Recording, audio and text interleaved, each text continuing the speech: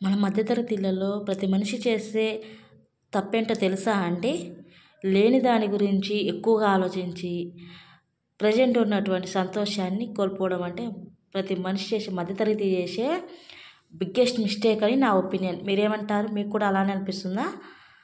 అంతే కదండి. లేని దాని గురించి ఆలోచించి ఊహలు పెంచుకొని ప్రజెంట్ ఉన్న సంతోషాన్ని ఎందుకు కోల్పోవడం చెప్పండి? ఓకే, నువ్వు కలలు కానీ దాన్ని సాధించేవాడైతే ఓకే, పర్వాలేదు. కానీ సాధించలేనప్పుడు ప్రస్తుతం ఉన్న చిన్న జీవితాన్ని ఆస్వాదించాలి కదండి. ఆస్వాదించాలని నా ఒపీనియన్. మీరేమంటారు ఫ్రెండ్స్? నిజమైతే కామెంట్ సెక్షన్లో కామెంట్ అయితే చేయండి ఫ్రెండ్స్.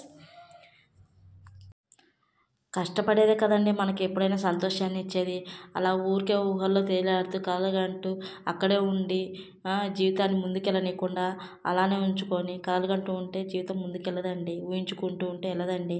కష్టపడుతూ ఉంటూ మన పని మనం చేసుకుంటూ ఉంటే మన జీవితానికి అర్థం ఉంటుంది.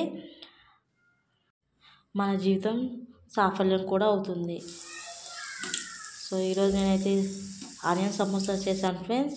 ఫుల్ లింక్ వచ్చేసి డిస్క్రిప్షన్లో లింక్ అయితే ఇచ్చాను, వెళ్ళి చెక్ చేయండి.